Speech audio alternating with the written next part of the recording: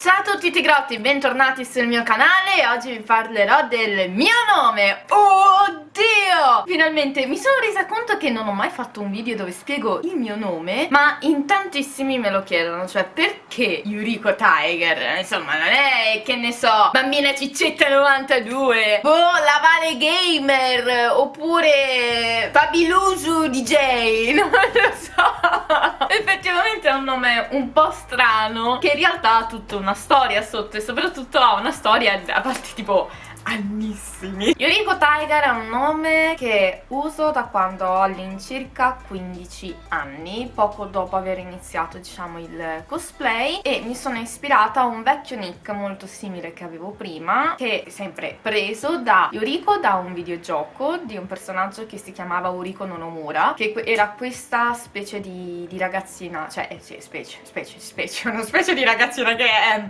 insomma, perché la storia aveva cambiato un po' il personaggio, cioè inizialmente era un esperimento che si trasformava in un mostro, ma comunque sarebbe una bellissima ragazzina pucciosa normale giapponese che si trasforma in una specie di gatto e combatte in questo gioco chiamato Bloody Roar. Io mi sono affezionata tantissimo a quel personaggio quando ero piccolina e volevo diventare insomma come lei, non so come mai, comunque mi è nato questo amore per questo personaggio che in realtà prima era nato verso Kitty N di Busta Groove, ma chiamarmi Kitty tutti avrebbero pensato a Hello Kitty e mi dava estremamente fastidio, e quindi decisi più di chiamarmi Yuriko, perché Yuriko in kanji vuol dire bambina del Giglio. Io non ho mai utilizzato il significato in kanji perché essendo straniera ho voluto fare la cosa che lo scrivi in katakana, anche se poi sbagliando, perché se lo scrivi in katakana in teoria la ko diventa CO, ma nel mio caso resta sempre KO. Vabbè, ha un suono dolce, femminile, molto kawaii, ecco. Yuriko è quella parte delicata, un po' bizzarra, un po' testarda, un po' bambina, ecco, comunque bambina del Giglio. Invece Tiger sembrava un pochino un'evoluzione, ecco, come questa ragazza che si trasformava in un gatto. Io ho deciso di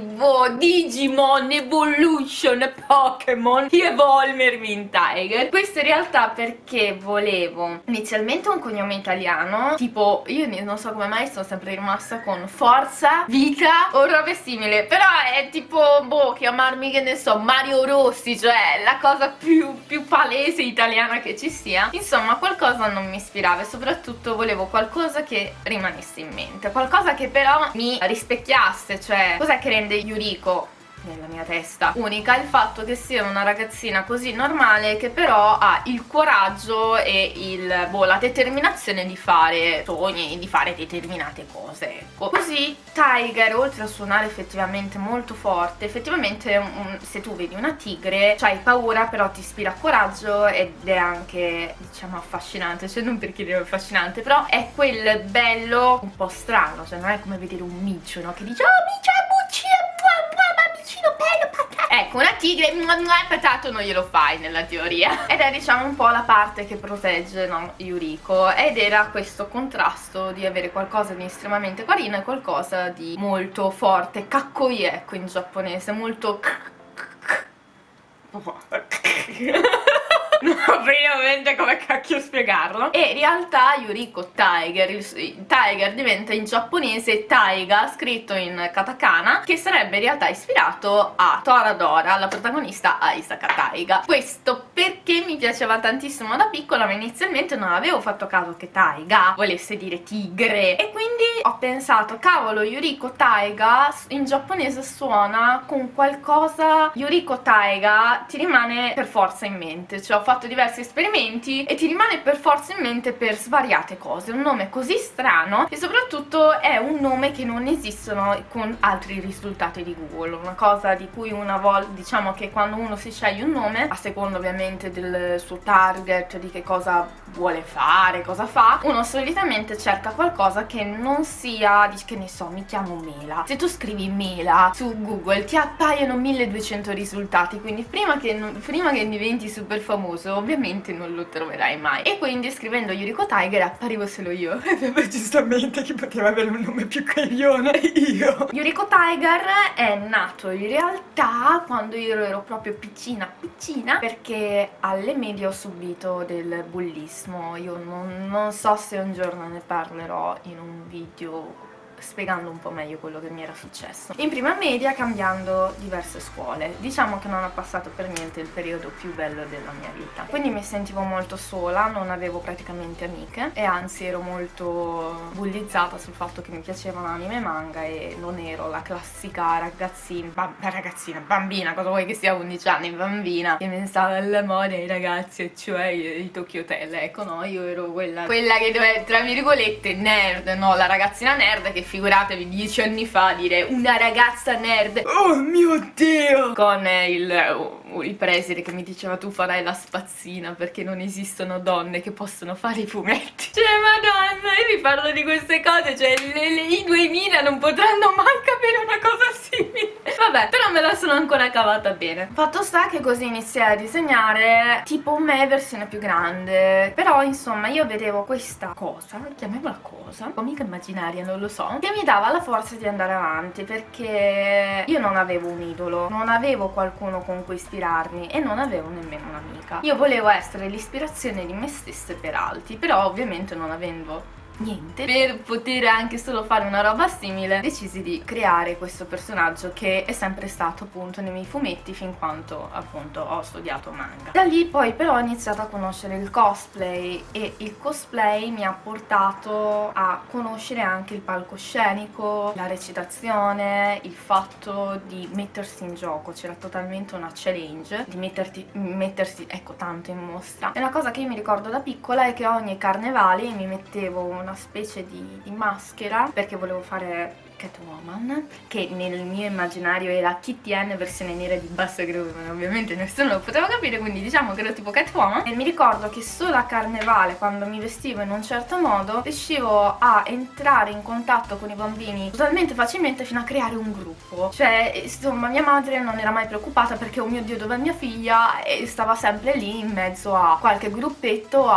loro mi seguivano, cioè io creavo il gruppetto e ero sempre in una mischia. Eppure ero una bambina che si isolava parecchio, quindi insomma non era proprio come l'ho fatto. E secondo me questo dalla mia infanzia poi ha rilegato anche la cosa del cosplay, di fare i propri personaggi che ti piacciono, diventare supereroe oppure l'icona per qualcuno. Fatto sta che poi con una brutta esperienza che ho avuto disegnando manga, il fatto che comunque il cosplay mi piaceva di più, mi sentivo più sicura nel fare cosplay che non nel fare fumetti a quel tempo, distaccai diciamo le due cose, cioè praticamente feci diventare Yuriko me stessa, nel senso facessi Yuriko versione come se fosse uscito fuori dal fumetto e fosse diventato quello che sono. Fino a qualche anno fa io odiavo, detestavo e rinnegavo assolutamente il mio vero nome, che è Eleonora, cioè non è un segreto, in realtà c'è scritto nella Wikipedia anche pure tutto, c'è pure scritto quello della data, quello di nascita persino, e quindi ero un pochino con non chiamarmi Eleonora, chiamami Yuriko. Questo era molto per proteggere me stessa, cioè io non voglio che tu mi chiami Eleonora perché sembra che tu mi conosci e non voglio che tu mi conosci, quindi chiamami Yuriko, io ti sto facendo vedere Yuriko, non ti sto facendo vedere Eleonora quindi no. E volevo che Eleonora insomma rimanesse comunque segreta, estremamente segreta, infatti non avevo mai rilevato il mio nome fino a che Facebook non decise totalmente di no, tu non puoi avere il nome assolutamente falso, quindi pac, e lì vabbè, l'ho iniziata come a prendere, vabbè, pazienza. Però è molto dal tipo nome d'arte, un po' come se incontrassi la Lady Gaga e boh, la chiamassi Francesca, non ho neanche idea se il suo nome è Francesca, mi passa che arriva mio Pamiu, ah ciao boh Miyazaki, cioè no, non si fa. Quindi solitamente uno cerca sempre di chiamarsi con un nome d'arte per appunto difendersi da tutto. Il nome Eleonora me l'ha dato mia madre perché gli ispiravo Eleonora Duse. Sì.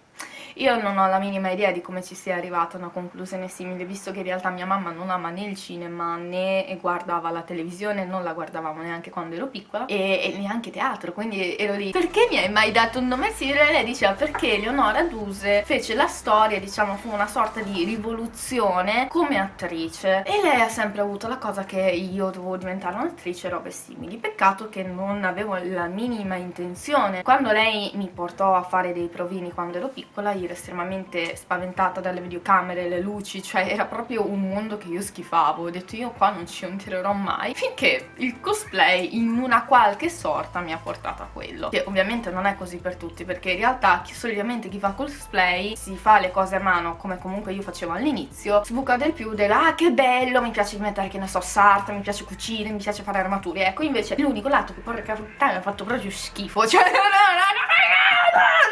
uscivano di tutto mentre cucivo, uscivano le peggio parole, e quindi no, insomma, diciamo che lo stage, il modeling era in realtà quello che non avrei mai pensato di fare un giorno, eppure mi sono avvicinata a questo. Ed Eleonora forse è un pochino simile, poi in realtà ci sta tutta una cosa che fosse tipo la principessa dei pirati, cioè una volta mi arrivò un vecchio e diceva ah, tu sei Eleonora Guglielmi, come la principessa dei pirati. Io che cazzo sta dicendo? No, perché non lo sai, nella nostra città c'è un'antica leggenda. E mi stesso parlando di tutto io. Che figata. Ok, sicuramente non è vero, ma figo, grazie.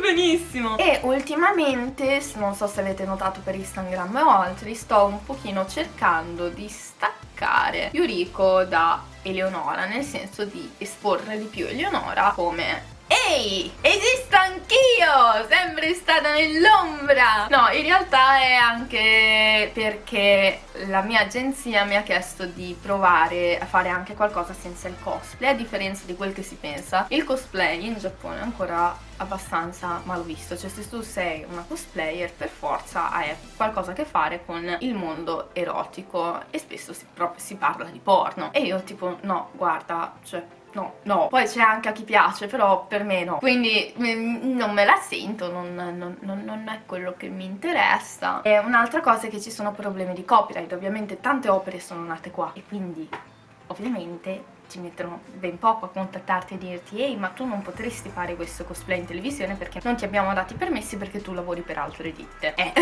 Diciamo che in Giappone è un pochino più problematico per tanti aspetti, sia per fare lo streaming, sia per fare l'influencer e anche per fare il cosplayer, sia perché c'è una cultura e quindi una visione diversa delle cose, ma anche appunto tutto un problema burocratico e di copyright. Non è un problema, però il problema è che comunque Yuriko Tiger è nato per cosplay, cioè è nato come se fosse l'immagine di una cosplayer, e quindi tutto il resto si perde in totale niente. Cioè nel senso, io non voglio fare la cosplayer tutta la vita, mettiamoci chiaro, a me il cosplayer piace, è una delle mie più grandi passioni, sono felicissima di essere un'influencer del cosplay, se così mi vogliamo chiamare, però non è assolutamente il io vivo per fare cosplay.